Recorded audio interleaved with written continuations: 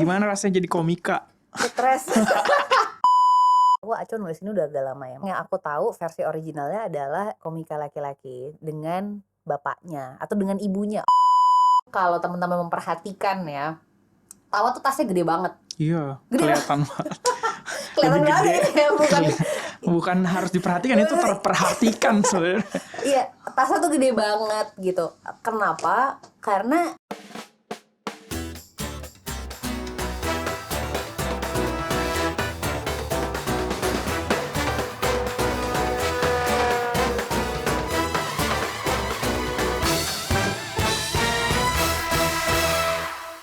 Halo semua, balik lagi di Rame Rahasia Media bareng gue Aulia Adam. Hari ini spesial, kita kedatangan komika baru. waduh, Komika baru di dunia ini namanya Tawa alias Rahel Amanda. Boleh studio tepuk tangan dulu. terima kasih.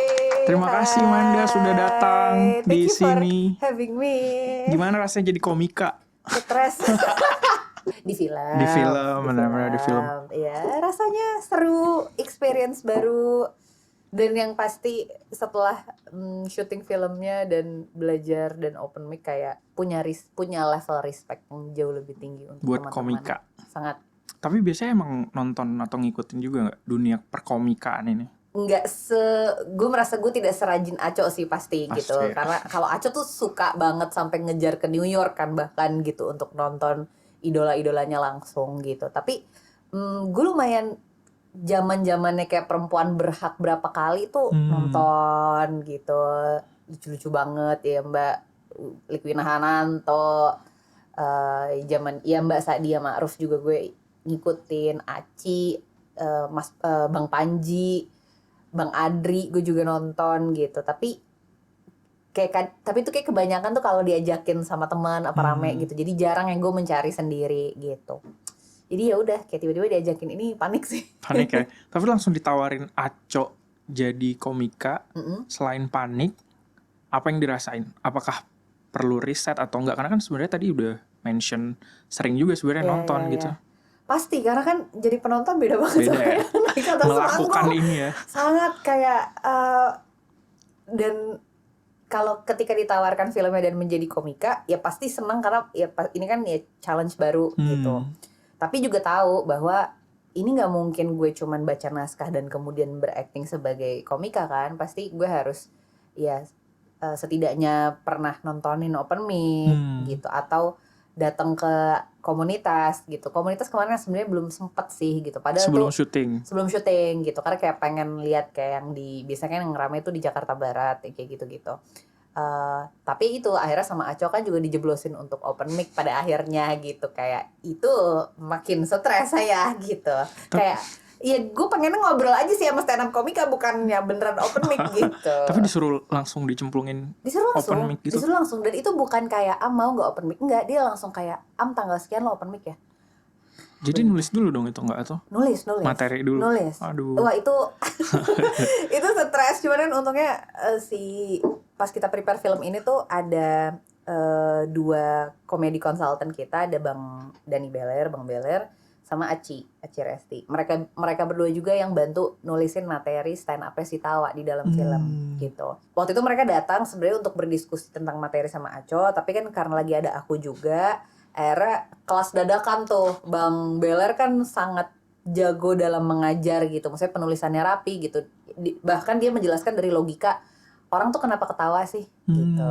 Ada apanya. Nah dalam stand up tuh karena kalau ditanya penonton ketawa pasti mereka nggak bisa ngejelasin kenapanya. Sebenarnya bisa gitu dijabarkan. Barulah ketiga faktor itu disebar di rumus kayak gitu-gitu. Jadi beneran lumayan diajarin tentang rumusnya materi itu apa sih, dari mana berangkatnya. Disuruh sama Aci, udah Kak lo nulis keresahan lo dulu, nggak usah lucu, tapi yang penting beneran lo rasa, lo sebel, pengalaman lo, karena ya makin personal makin enak karena kan berarti materinya punya lo sendiri, nggak bisa orang pakai gitu. Ya udah itu lumayan dalam ya berarti ini lumayan dan itu kayak selang dari ketemu sama mereka dan open mic tuh kayak 2 hari. Jadi kayak hari ini bantu nulis dan mencoba ngetes depan mereka, selang sehari baru besoknya open mic. Itu gimana respon penonton pertama yang denger kayak karena kasihan aja kali sama gue. Enggak, kebetulan waktu itu tuh pecah, alhamdulillah pecah. Ya, aku bersyukur sih. Untungnya tuh pengalaman pertama gue tuh di situ. Karena kalau sekalinya nggak pecah, kayak gue langsung trauma, nggak mau nyoba lagi. Kalau gue beneran ngebom terus nggak ada yang ketawa tuh stres banget. Itu inget banget waktu itu open mic-nya di Comika. Ya bayangkan markas abang-abang itu ditambah itu terjadi seminggu sebelum stand up fest. Jadi semua abang-abangan itu pada rajin open mic buat ngetes bahan. Jadi bayangin ya, gue duduk di situ, gak usah duduk deh, baru datang, gue inget banget, gue baru datang ke Comika terus ngeliat abang-abang lagi pada ngerokok di atas, gue kayak langsung gue pulang lagi deh gitu, kayak gak usah lah, kenapa gue masuk markasnya jangan sih, langsung di sini tes pertama iya gitu dong, ya. apa kek yang kafe kek atau mana kek yang nonton kita aja gitu. Kok jadi langsung di Comika profesional gitu gitu. Tapi kayaknya ya karena dalam rangka menuju stand up fest dan kayak semua orang tuh juga kayak lagi nge-hype, maksudnya kayak lagi nyemangatin semua orang. Akhirnya ketika gue maju ya pada ketawa dan tepuk tangan. Jadi kayak nih beneran lucu apa orang pada baik-baik aja sih sama gue. Tapi yaudah deh, boleh gitu. Ngomongin respon pertama, ini kemarin jadi film closingnya JAF ya. Berarti udah ada yang nonton. Responnya gimana kemarin pas di JAF? Itu pertama kali nonton juga? Iya. So far so good ya, maksudnya banyak respon baik gitu, dan tapi juga banyak diskusi, which is seneng. Maksudnya kayak aku juga seneng ketika menerima banyak perspektif juga dari teman-teman gitu.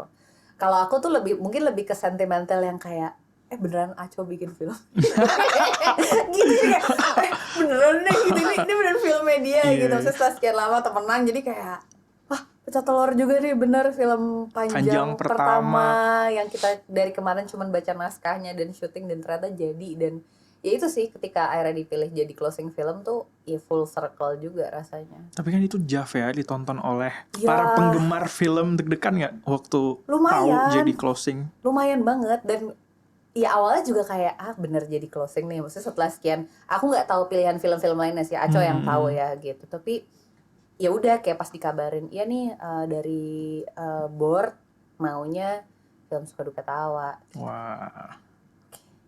Deg-degan, senang, ya gitu deh. Sebelum ngomongin filmnya tentang Suka Duka Tawanya, tadi kan berarti Aco kan sama kamu tuh temenan udah lama banget ya. Sebelumnya juga pernah beberapa kali kolaborasi bareng gitu. Pas pertama kali denger naskah ini tuh kapan? Boleh nggak diceritain? Langsung dikasih tahu Aco nggak semuanya sebelum mungkin kamu diminta buat jadi yang mainin Tawa? Iya, pernah denger naskah ini kalau nggak salah di awal tahun 2025 gitu. Walaupun setahu Aco nulis ini udah agak lama ya, mungkin setahun atau 2 tahun gitu. Tapi memang yang aku tahu versi originalnya adalah laki-laki, anak laki-laki, komika laki-laki dengan bapaknya atau dengan ibunya. Aku terakhir dengernya tentang anak komika laki-laki dengan ibunya, problemnya gitu. Ya udah, maksudnya ya karena kan kita juga suka ketemu, suka update lagi ngerjain apa dan sebagainya. Ya udah tuh nggak kepikiran juga akan terlibat dalam film ini gitu, sampai pas di pertengahan tahun ya tiba-tiba Aco nanya lagi gitu kayak, gue nih kayak mau udah mau mulai nih feature gue. Oh iya gitu, tapi lo yang main ya. Jadi siapa, kan katanya laki gitu ininya. Terus ternyata pas ketemu lagi akhirnya gue ubah gitu. Maksudnya ini kayaknya setelah dalam penulisan kayaknya lebih cocok untuk anak perempuan dan bapaknya gitu. Terus ya udah baru di situ dijelasin stand up gitu. Ya nggak heran-heran juga karena itu sesuatu yang dia suka. Terus bagaimana karakternya juga Tawas, komika perempuan dengan bapaknya yang sebenarnya juga pelawak TV gitu. Jadi dunianya sama. Ya sebenarnya gue tahu sini arahnya kemana, ceritanya Aco juga gitu. Tapi kayak oke gitu. Jadi ya ngomongin relationship bapak dan anak lagi dengan komedi sebagai background pekerjaan kami, dan ya gimana komedi juga punya peran untuk nyambungin obrolan kita gitu. Tapi kalau temenan sama Aco tuh dari kapan sih sebenarnya, dan gimana prosesnya hingga bisa berteman? Sering banget soalnya lihat kalian di JAF beberapa kali juga kan? Iya. Temenan sama Aco tuh dari SMA sebenarnya, tapi kita nggak satu SMA, kita nggak satu sekolah. Iya, satu permainan aja gitu. Main bareng. Justru fun fact, ketemunya tuh di band. Kayak waktu itu gue lagi diajak featuring band gitu, dia drummer ya. Jadi awal kenal tuh kayak Oke, Bukan gitu. anak film nih. Bukan anak film, Musisi. dia musisi. Makanya kan musik tuh juga sebenarnya deket banget sama dia gitu. Ya udah, abis itu ya main-main biasa. Fast forward pas gue masuk awal kuliah, gue tuh lagi into filmmaking banget gitu. Tapi waktu itu nggak boleh kuliah film, jadi kuliahnya negeri gitu. Kayak akhirnya mencoba mencari belajarnya tuh lewat workshop. Bioskop pada saat itu masih ada short film festivalnya tuh gitu. Dan tahun itu pertama kalinya mereka buka pitching forum. Gue iseng ikut, dapet nih ternyata film gue bisa dibikin. Masalahnya yang maju tuh gue dan temen gue yang backgroundnya kerja di broker asuransi. Kayak gak ada background film-filmnya nih gitu. Terus kita udah kepilih syuting sama siapa gitu. Akhirnya mencoba mengkontak teman-teman di film. Salah satunya tuh yang pertama adalah Aco, karena gue tahu dia anak IKJ pada saat itu. Dari situ yang tadinya sempat ya misah karena ya udah kuliah gitu kan, kayak udah nggak ketemu, jadi ngobrol. Dia bantuin ngedit, bahkan filmnya bantuin ya karena bukan anak produksi sama sekali, nggak ngerti apa-apa kan, kayak what should I do. Udah, pertemanannya berjalan sampai sekarang. Tapi mungkin yang paling salah satu yang jadi momentum tuh di 2018, sama-sama mau skripsi, tapi kita lagi mentok, kayak lagi nggak bisa ngerjain skripsi. Bikin film pendek yuk gitu, iseng aja. Seru banget isengnya bikin film ya. Kayak siapa ya, kita nulis gitu, yang main lo ya ya udah. Terus cowoknya siapa, kan kita nggak ada budget cowok, yaudah cowoknya gue deh gitu. Jadi dia juga ada yang kita yang nulis, kita yang main. Total orang produksinya cuma berlima, gue, Aco yang pemain, produser sekaligus penulis, satu DOP kita, satu anak sound, satu editor. Jadi itu film apa tuh pertama kali? Judulnya We Have No Idea. Dan ya itu lucunya, film itu malah masuk ke program layar komunitas JAF. Itu JAF pertama kita. JAF pertama bareng Aco juga ya. Bareng Aco juga. Makanya kenapa tadi gue bilang itu full circle gitu. Karena kita tuh 2018 tuh pertama kali datang masuk program layar komunitas. Kita juga jadi belajar dan beneran ketemu. Gue dan Aco tuh beneran merasa pintu kita tuh banyak dibuka di situ sebenarnya. Karena kayak gara-gara JAF itu gue diajakin 2 Garis Biru. Lalu kenalan sama banyak orang film gitu. Begitu pula juga dengan Aco, kenalan sama produser-produser yang kemudian bawa dia untuk project music video, terus kemudian series sampai sekarang. Tapi lo tuh Rahel Amanda. I mean like I grew up with you, watching you di TV gitu. Emang kenapa? Kayak ternyata mulainya dari JAF 2018 ya ternyata ke filmmaking. Iya, sebelumnya gue pernah, maksudnya sebagai pemain pernah gitu. Sebelumnya Heart, I Love You Om dan Yowie gitu. Itu tuh udah, tapi kan memang pada masa itu gue sempet ke sinetron lagi dan cukup lama gitu kan. Ya itu juga kayak salah satu titik gue. Dan emang udah lama pengen balik ke film. Jadi ya lewat situ juga sih. Masih bisa dibilang Aco nih temen sekaligus apa ya, partner di filmmaking ini ya? Iya teman kerja gitu. Dan ya mungkin karena udah lama kerja bareng juga, jadi enak ya, maksudnya kayak udah tahu juga, udah tahu lah gitu ya. Karena beberapa kali bareng Aco film pendeknya yang Way, terus juga ada di Ratu Drama. Itu pengalamannya gimana kolaborasi sama Aco? Kalau Way itu kan music video ya. Kita juga waktu itu main sama Mas Wikana juga kan? Itu kayaknya ya setelah sekian lama tuh aku main lagi sama Mas Wika tuh di situ, di video klip gue. Kita syuting juga cuma 2 hari di Makassar pada saat itu, karena memang itu kan lagunya Bang Juang Manyala yang featuring sama Mas Kolil juga, sama Mas Gigih juga. Kebetulan Bang Juang kan memang domisili Makassar juga gitu, jadi emang kita pengen bikin cerita di sana. Kebetulan Aco juga darah Makassar gitu. Ya udah tuh beneran 2 hari sana sambil belajar dialek Makassar juga gitu. Untungnya kan ada teman-teman talent juga yang memang orang sana, cewek-cewek sana. Jadi kayak belajar gimana cara ngomongnya gitu. 2 hari sudah pulang. Cepet banget sebentar gitu. Ya itu. Sebentar itu Kemudian kalau Ratu Drama, nah ini project yang panjang pertama kita lah ya gitu, sebelum ke Suka Duka Tawa gitu.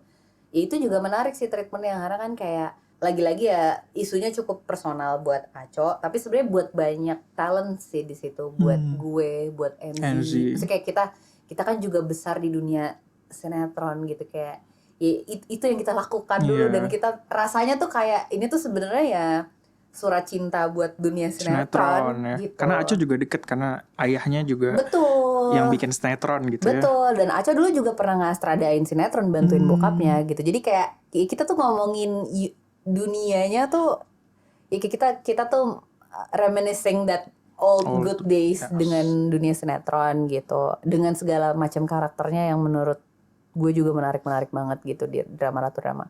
Terus ya udah jadi kayak ya bertahap, terus kemudian melihat dia di sini tuh kayak gue tuh jadi kayak mama gitu yang kayak gitu. Akhirnya film panjang pertama. Akhirnya gitu. Dan baru titik awal menurut gue, masih panjang juga jalannya. Tapi pengalaman di direct sama Aco, temen yang udah lama, dan ini film panjang pertama dia, pasti sangat personal gitu. Ada yang beda nggak? Lebih galak mungkin apa gitu? Enggak sih. Yang gue setujui adalah dia tuh sebenarnya dimanapun mediumnya disiplinnya sama. Maksudnya ya treatment bagaimana persiapannya juga tetap harus harus matang. Ini kayak sering dibahas juga, cuman gue juga lagi mikir apa ya kata-kata lain yang menggambarkan Aco. Tapi ya gitu, Aco tuh kelihatannya tuh hahaha cekakak cekipik, tapi ya dia tuh punya kedalaman yang luar biasa sebenarnya gitu. Tapi itu juga yang dipakai sama dia dalam mendirect pemainnya sih menurut gue. Kayak dia akan lepas, maksudnya dia juga bukan tipe yang Aco juga pernah bilang kayak gue tuh soalnya kalau di set gue tidak mau banyak mengarahkan pemain gitu. Maksudnya lebih ke Astrada aja yang mengarahkan secara teknis gitu kan, mungkin ya cue masuk kayak atau posisi di mana kayak gitu. Cuman untuk acting craft nggak apa-apa, paling ya nanti ngerespon di setnya ada apa. Dan dia tuh sebenarnya orangnya spontan banget. Jadi kalau kita readingnya apa, tiba-tiba ngeliat setnya kayak gini tuh bisa kayak kita ubah aja ya gitu, karena setnya kayak gini nih, atau ada barang apa lo bisa ngapain gitu. Justru sangat profesional sih kalau gue ngerasanya, kayak gak ada bedanya. Maksudnya ya karena mungkin kita juga dua-duanya terbiasa bekerja profesional, sehingga ya di lokasi juga kalau memang tidak ada kepentingan dengan sutradara ya gue juga gak akan terlalu ngomong sama Aco gitu.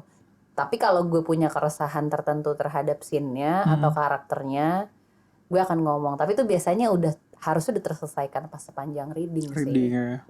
Tapi proses mendalami karakter Tawa ini, kan tadi tuh sebenarnya nggak terlibat dari awal banget karena cowok ternyata yang mau di.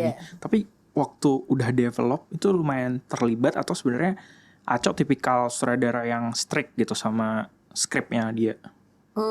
Untuk penulisan sih memang ditangani sama Aco dan Indri ya gitu. Jadi kita tidak terlibat dalam penulisannya.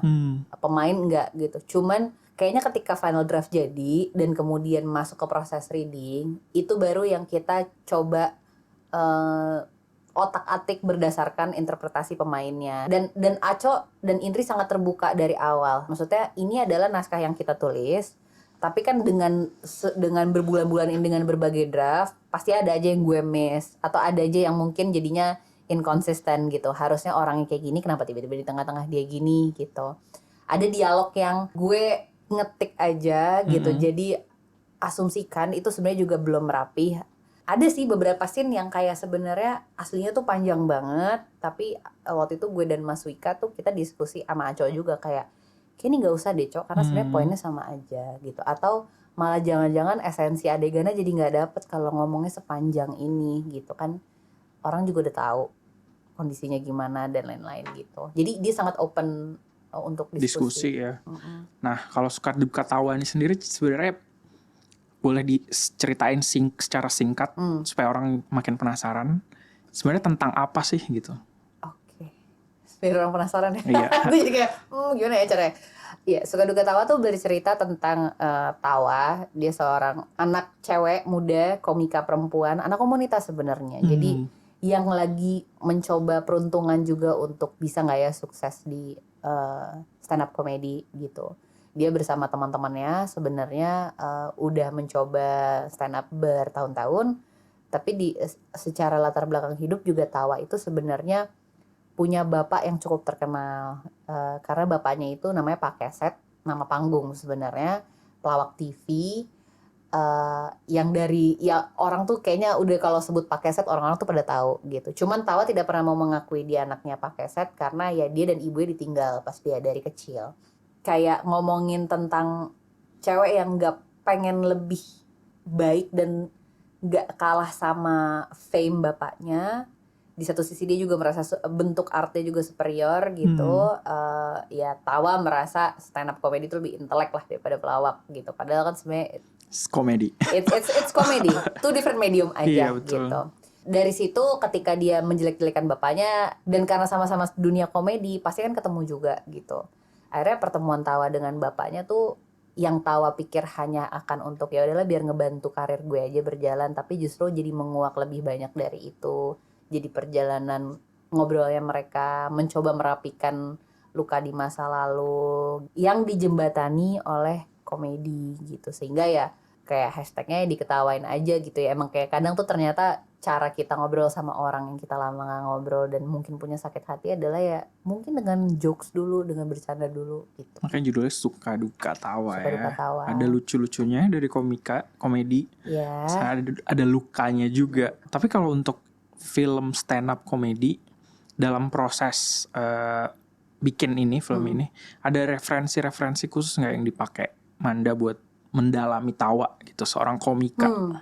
Jujur kalau film stand up enggak sih gitu, tidak nonton film stand up komedi, tapi memang jadi nontonin show-shownya kayak video-video show-nya teman-teman stand up sih gitu. Apalagi mungkin yang perempuan gitu kayak Aci, Boah, ya lagi-lagi balik ke Mbak Wina, Mbak Sadia. Justru malah lebih nonton film yang tidak ada kaitannya dengan stand up, tapi ini kebetulan ada satu film yang aku dan Aco tahu referensi komedi dan dramanya tuh dari mana gitu. Tapi ini filmnya tidak ada hubungannya sama sekali dengan stand up komedi gitu. Jadi lebih buat lebih tahu oh lu tuh mau pace komedi dan dramanya tuh kayak gini ya, Cok gitu.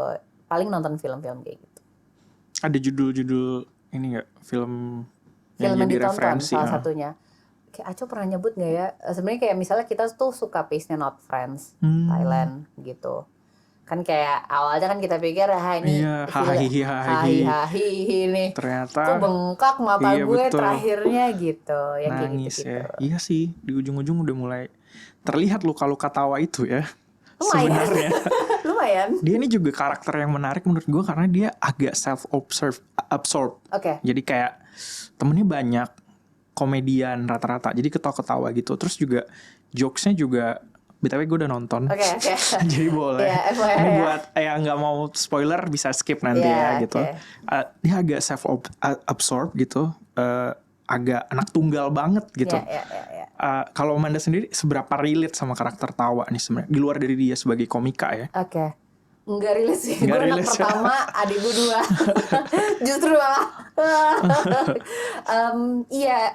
Yang menarik buat karakter Tawa tuh emang karena ya ini jadi salah satu obrolan gue dan Aco gitu ya. Bahkan sampai setelah kita selesai big reading, kita tuh masih ketemu lagi gitu. Bahkan sama Mas Wika juga buat ngebahas karakter gitu. Karena jadi sebenarnya Tawa tuh mirip banget bapaknya. Mirip banget sebenarnya sejak awal kelihatan. Dalam arti kayak mereka tuh lumayan ngeflip loh dalam berinteraksi sama beberapa orang. Kayak misalnya ya yang mudah-mudahan ya teman-teman bisa persif juga, kayak Tawa tuh lumayan hahihi dengan teman-temannya, tapi dia sangat menjaga itu depan ibunya gitu. Kayak ketika ibunya meleng, dia akan sangat berpikir mau merespon apa ke ibunya gitu, karena dia takut banget salah ngomong gitu. Apalagi tidak bisa dipungkiri ternyata darah humor dan kesukaannya adalah nurun dari bapak gitu. Iya, sedangkan kan ibu bete banget sama bapak gitu. Kayak gimana nih gitu cara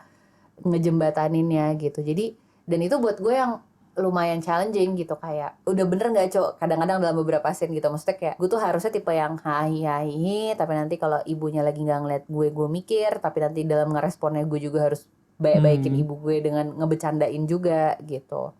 Itu salah satu tantangannya juga. Dan ya self absorbnya ya mungkin dari situ juga ya, maksudnya kayak karena anak tunggal, anak satu-satunya.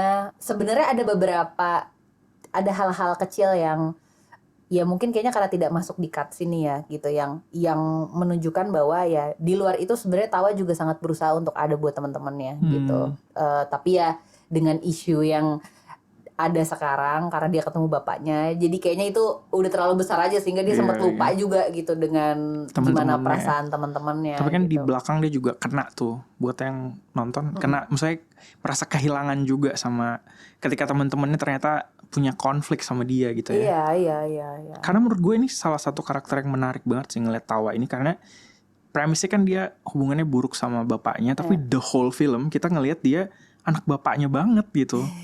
Kalau menurut kamu sendiri seberapa menarik sebenarnya karakter Tawa?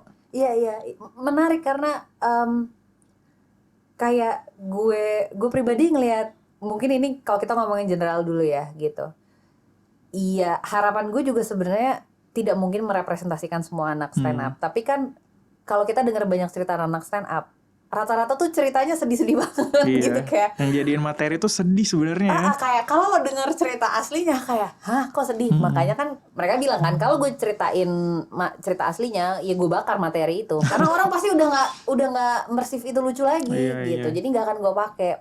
Makanya biasanya gue akan baru cerita kalau materi itu udah gue keseringan gue pakai, baru gue cerita entah di podcast atau entah di mana, karena gue udah nggak mau pakai materi itu lagi gitu. Nah, ya Tawa tuh mungkin salah satu dari sekian banyak cerita anak-anak stand up yang dia masih muda, banyak cerita, tapi juga ya hidup hanya berdua sama ibunya, mungkin secara kelas sosial ekonomi juga ke bawah, tapi dia juga punya teman-teman yang sebenarnya juga secara background tuh juga menarik ya kan, kayak ada NCC Bule Depok yang pengen jadi artis, tapi kayak ya udah deh semuanya gue sikat aja gitu, gue coba-coba. Ada Arif Brata yang kebetulan jadi anak Makassar, kata Arif, ini sih saya jadi saya ya Pak Aco gitu, yang merantau gitu-gitu. Jadi kayak menarik banget gitu, menarik tapi jadinya juga agak beban. Yang paling gue penasaran memang gimana kalau nanti anak-anak komunitas nonton sih. Agak deg-degan tuh ya. Lumayan gitu karena kan ya mungkin kalau early screening kayak kemarin Jeff kan ya Cinefil jatuhnya dan pelaku, kalau yang mungkin teman-teman yang udah early screening juga dari media, ya itu sih gue lebih karena gue takut tidak merespect dunianya mereka, karena ini ngomongin dunia stand up. Karena tapi sebenarnya kalau menurut gue sih lumayan ke capture banget ya, kayak yang obrolan Aco sama Mas Panji itu, kayak ternyata banyak komika juga yang kayak kamu bilang tadi barusan, background itu sebenarnya dark tapi mereka bisa translate itu jadi bahan komedi mereka, yang itu juga kelihatan di Suka Duka Tawa. Menurut gue kayak cara Tawa merespon tuh kan sebenarnya selalu one liner, selalu ada punchline, tapi sebenarnya di balik itu dia juga punya duka yang dia proses gitu ya. Curlah. Deh. Tapi di CD film ini kan juga sebenarnya ada isu fatherless nih. Bahkan dibilangnya apa? Tim pasif gitu. Bapaknya ada tapi nggak guna, nggak ada. Turns out Indonesia juga negara fatherless paling gede di dunia. Ternyata di dunia. Ada banyak riset yang bilang kalau ternyata ayah di Indonesia tuh ya banyak kan sebagai peran aja gitu. Mereka nggak benar-benar ada. Nah ini kan dialamin sama Tawa, ayahnya pergi waktu dia masih kecil. Kenapa Aco milih itu jadi isu yang jadi film pertama? Biasanya kan film pertama buat sutradara tuh agak personal gitu ya. Oh itu saya dia ceritain nggak? Ini kalau tidak salah ya, mungkin bisa di cross check ke Aco lagi. Tapi memang sebenarnya kayaknya berangkatnya bukan dari fatherless memang, karena it's about his relationship dengan ayahnya gitu. Jadi cerita aslinya lagi-lagi tuh laki-laki gitu kan. Aco ngomongin bagaimana ya ini ngomongin tentang relasi dia dengan, ya ini proksi dia dengan bapaknya, ngomongin mereka dari sama-sama yang mungkin buat teman-teman yang belum sempat nonton di media lain apa, Aco dan bapak itu sebenarnya sama-sama sutradara, dan sama Aco di film, bapaknya di sinetron dan cukup lama. Kayaknya kalau aku tidak salah sebenarnya berangkatnya dari situ, ngomongin tentang bagaimana dulu Aco juga merasa sinema gitu, sinetron tuh apa gitu, tapi ternyata ketika punya kesempatan ngobrol dengan bapaknya, ya dia menemukan bagaimana bapaknya tuh punya alasan yang ternyata sangat mendalam, dan dia punya respect baru bagaimana, oh ternyata bokap gue tuh gini ya gitu, oh ternyata bokap gue tahu apa yang gue tonton, tahu apa film-film festival, tahu dan nonton semua. Cuman ya pilihan-pilihan hidup yang dia bikin kan juga sebenarnya buat keluarga juga, yang kayak gitu-gitu. Jadi sebenarnya setahu gue berangkatnya memang bukan dari isu fatherless gitu, tapi memang mungkin akhirnya dalam pengembangan develop naskahnya akhirnya jadi bikin isunya seperti itu. Tapi kan memang tidak dibungkiri juga, lagi-lagi kan ketika lo bilang kayak iya nih terbesar juga sedunia. Ya iya lagi, maksudnya ketika kita ngobrol sama teman kita kiri kanan gitu tuh ternyata relate banyak gitu, yang dan relate. banyak Iya, gitu, betul. dari teman pemain bahkan dari teman-teman produksi gitu-gitu. Iya Aco juga ngobrol gitu kan dengan beberapa teman-teman kita yang ya kebetulan memang ayahnya tidak hadir gitu dari kecil. Terus bagaimana kecenderungan mereka yang mungkin tanpa disadari, kayak kadang-kadang tuh ada yang ya juga ya kenapa temen gue cowok banyak ya gitu. Kayak kadang-kadang tuh keluar dari teman-teman sendiri gitu. Yang kayak gitu-gitu sih gitu. Jadi sejauh pengetahuan gue kayaknya sebenarnya tidak di intensi Tidak tidak awal sengaja, untuk tapi memang ternyata itu isu yang memang cukup relatable gitu ya buat betul. banyak penontonnya gitu. Tapi kalau karakter Tawa sendiri sebagai dia apa tadi anak tunggal, terus juga komika, terus juga punya isu sama bokapnya gitu. Lo sendiri ngeliatnya gimana? Apakah cukup relatable nggak nanti sama penonton yang akan nonton? Lumayan sih. Ya maksudnya ya mengetahui dengan kita ranking ya atau 3 besar atau mungkin sekarang pertama gitu ya sedunia dalam fatherless gitu.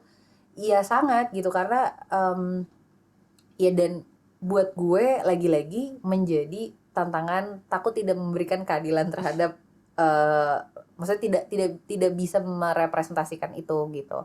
Dan itu kan layernya banyak gitu, maksudnya yang ngomongin tentang isu fatherless, kemudian bagaimana dia hidup sama ibunya doang, kemudian dia juga mencoba menceritakan membawa lukanya ke panggung stand up, kayak kadang-kadang tuh makanya sebenarnya ada satu scene yang gue stand up cukup panjang dan gue ingat banget itu naskah semua berubah di set. Jadi tiba-tiba tidak pakai tuh semua materi yang kita udah reading gitu, karena kita nyoba ngegodok ulang bareng Aco. Ada kebetulan lagi ada Arif segala macam, ada geng ABG, jadi kita nulis ulang. Ya kayak kita pengen coba masukin beneran ceritanya si Tawa yang lebih personal. Yang di situ tuh kayak kadang tuh gue jadi ngerti kayak ada anak-anak stand up yang pernah cerita kayak kadang-kadang tuh kita di atas panggung tuh mau nangis loh gitu. Karena ternyata belum berdamai sama isunya gitu. Tapi udah keburu ditulis. Udah keburu ditulis gitu. Tapi memang kayaknya untungnya kebanyakan itu terjadi ketika masih open mic gitu. Jadi kayak belum show gitu ya. Karena kalau open mic kan sebenarnya siapa aja boleh naik gitu kan. Dan itu tuh terjadi gitu. Kayak ternyata masih sedih ya gitu. Jadi mereka antara terabas, tapi kadang-kadang ada tau gitu yang di komunitas tuh kadang ya dia nangis aja gitu. Kayak kadang kita juga ya udah biarin aja dulu gitu. Nah itu tuh kayak pengen mencoba merasakan gitu dan ngebawa cerita itu sebagai Tawa sih gitu. Kayak ngomongin tentang ya gimana kompleksnya hidup ini ya gitu, tapi gue juga pengen ngetawain aja lagi gitu.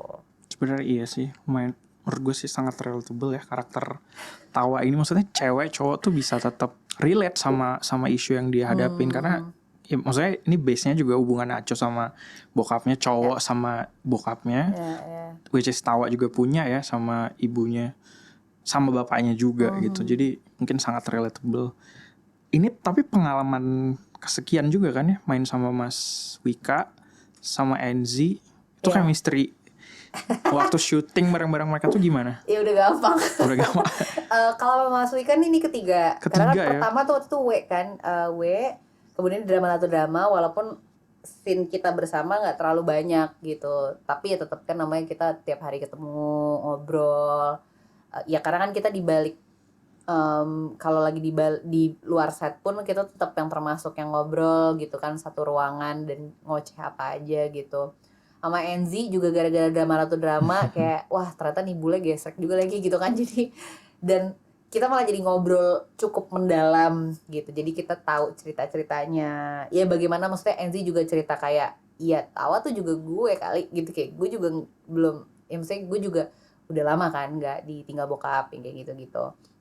Jadi cukup punya rasa trust yang tinggi ya gitu di antara kita. Chemistry-nya gitu. jalan lah ya. Seru-seruan banget gitu ya. Jalan gitu dan ya kayak kalau aku sih maksudnya ketika produksi ya maksudnya tidak ada rasa kayak ya semuanya hanya menjalankan menjadi perannya aja gitu. Maksudnya kayak nggak ada yang mencoba gue kayak pengen bersinar di sini atau gue pengen menonjol di sini tuh enggak sih gitu karena ya kayaknya tahu sama-sama pengen menjalankan ceritanya aja. Kalau sama Kak Marissa Anita ini pertama kali atau? Ini aku pertama untuk syuting film. Cuman kayak kalau Mbak Marissa sama Mas Wika kan udah pernah juga tuh di filmnya Aco Omnibus pada saat itu Quarantine Tales 2020 ya pas pandemi gitu. Ya sama gitu. Beliau juga sangat terbuka gitu ketika ngomongin ya bagaimana relasi anak dan ibu gitu kayak ya beliau kan juga orang yang sekarang juga lagi sangat mengulik psikologi gitu ya. Jadi ya beliau juga sangat mencoba mengulik kayak ini gimana ya dilema antara ibu yang gue tuh pengen nge-prepare lo siap aja menghadapi dunia gitu. Gue nggak tahu makanya nanti kalau teman-teman nonton sebenarnya tuh kalau teman-teman memperhatikan ya Tawa tuh tasnya gede banget. Iya, kelihatan banget. Kelihatan banget ya bukan harus diperhatikan itu terperhatikan sebenarnya. Iya, tasnya tuh gede banget gitu. Kenapa? Karena ibu bawaannya tuh berat ya. Iya. Karena ibu tuh menyiapkan itu, maksudnya membiasakan kayak dari kecil kita tuh nggak punya siapa-siapa. Maksudnya kita nggak punya extended family members juga gitu kan kayak kebetulan ya di Jakarta nggak ada om, nggak ada tante, nggak ada apa yang bisa dimintain tolong. Jadi ya udah, maksudnya ketika Tawa keluar rumah, ya lo harus bawa apapun gitu. Karena kita nggak tahu di luar sana ada apa gitu. Lo butuh makan bawa, lo butuh minum bawa, lo butuh apa gitu.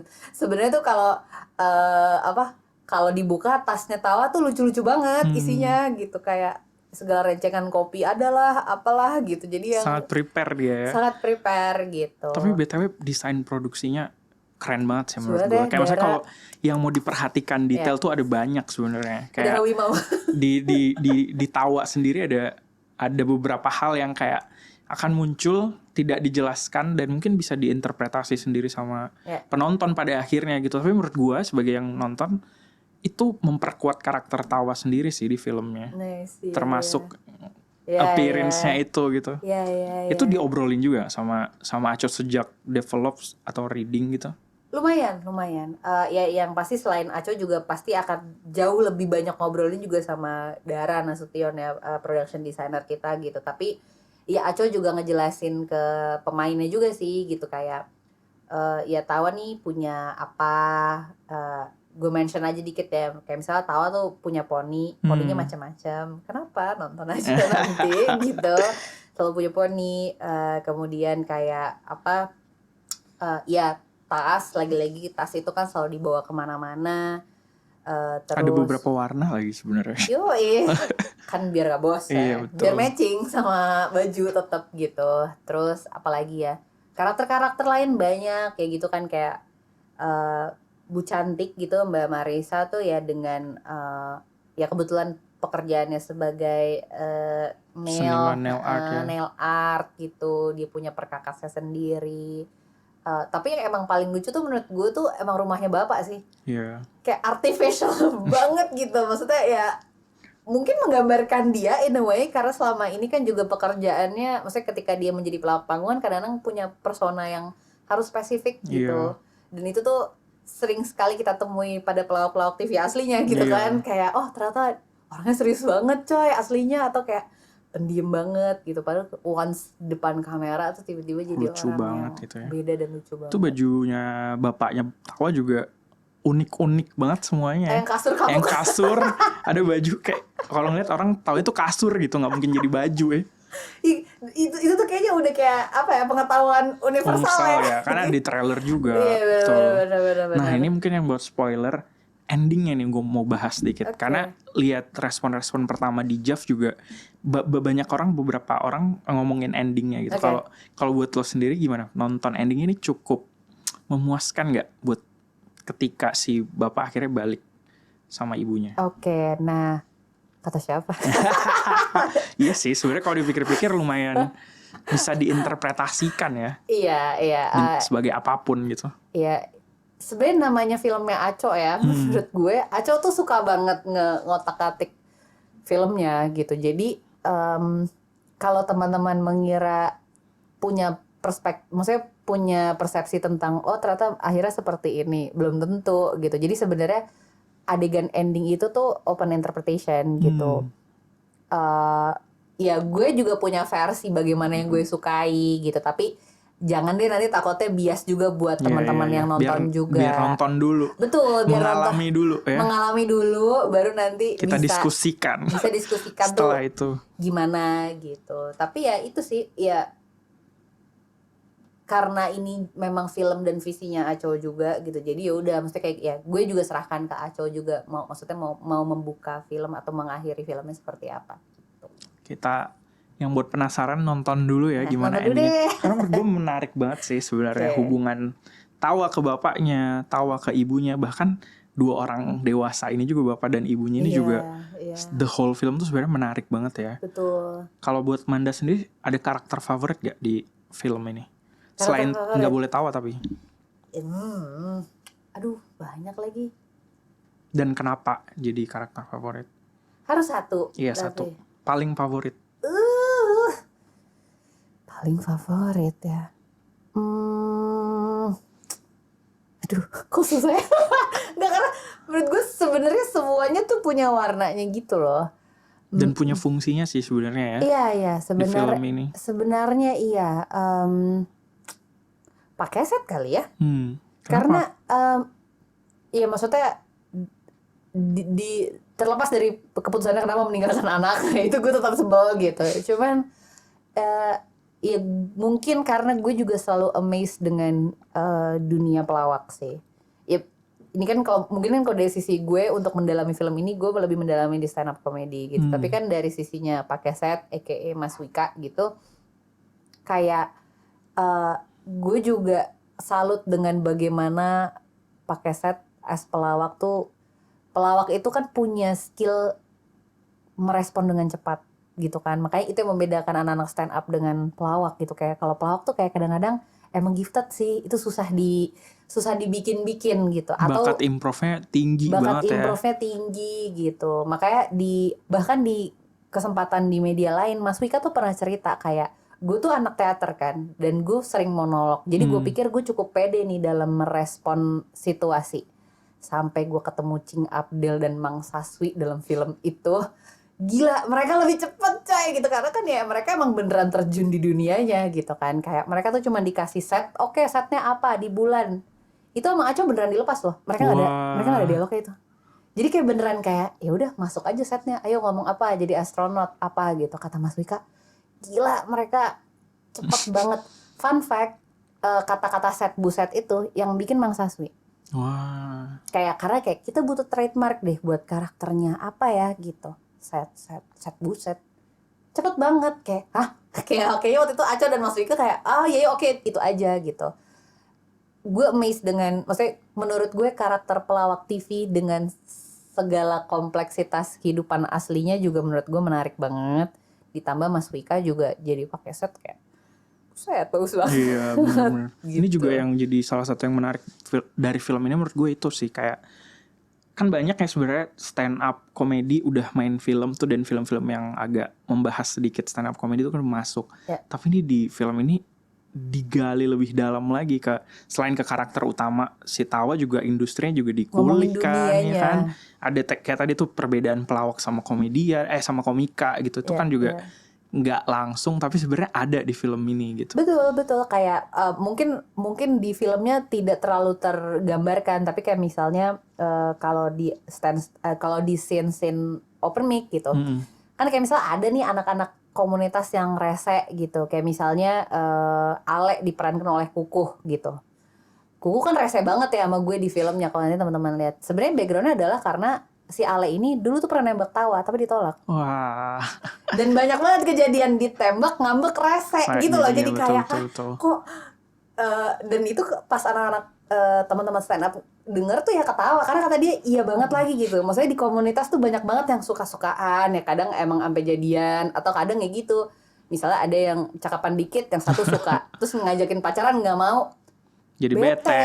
Jadi kayak kalau anak jadi naik panggung tuh jadi kayak nggak lucu digitu-gituin gitu. Yang kayak gitu-gitu. Dan itu ke capture ya di filmnya. Iya gitu. Jadi ada satu yang emang sensi banget sama gue sebenarnya karena itu gitu. Jadi iya ikut seneng sih gitu karena filmnya tuh ya lebih ngomongin soal dunianya gitu, apalagi dunianya anak-anak komunitas gitu. Seru banget obrolannya. Makasih Manda udah Sama-sama. hadir di podcast Rame Magdalene. Sayang sekali waktunya sudah habis, sudah selesai.